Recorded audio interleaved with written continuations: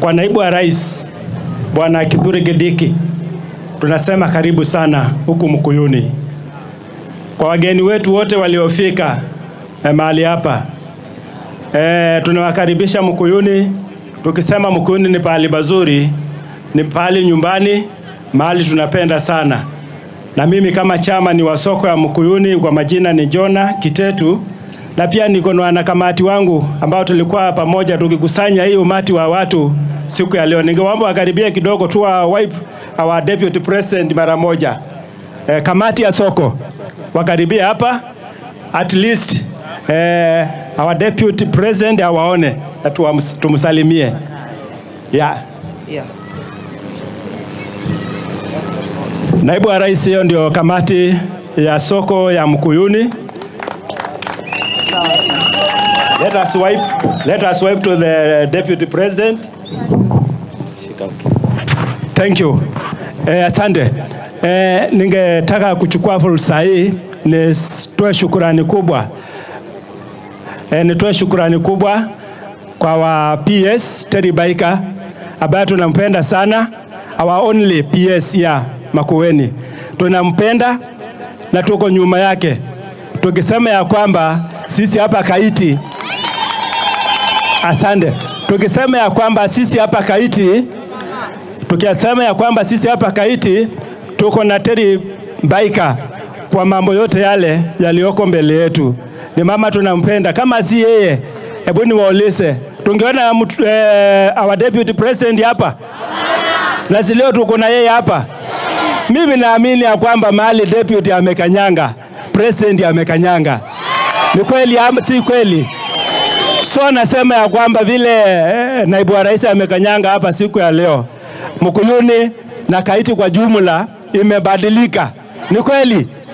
Tunaambia naibu wa rais, sisi tuko ndani ya serikali.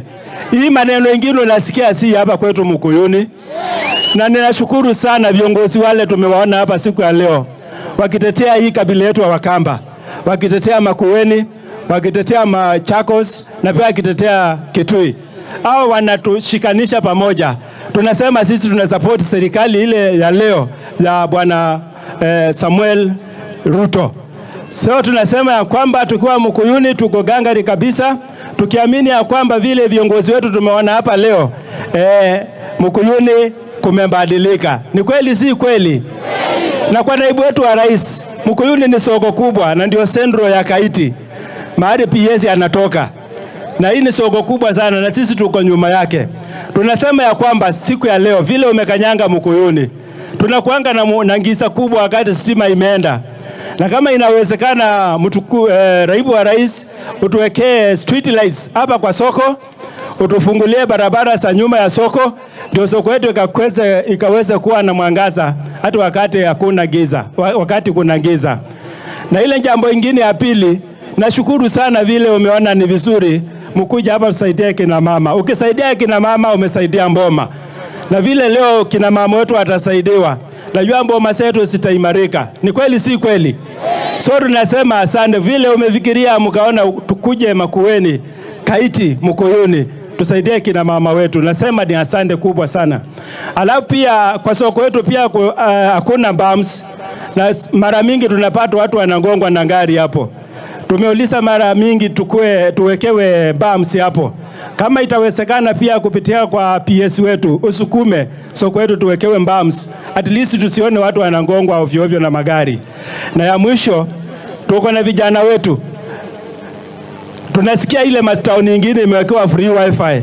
Siku hizi service zote za serikali ni simu. Ni kweli si kweli? Na inatumia wifi. Ni kweli?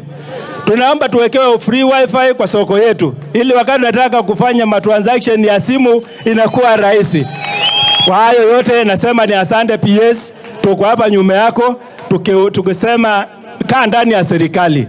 Usidanganywe utoke hapo, na sisi tuko nyuma yako. Thank you so much.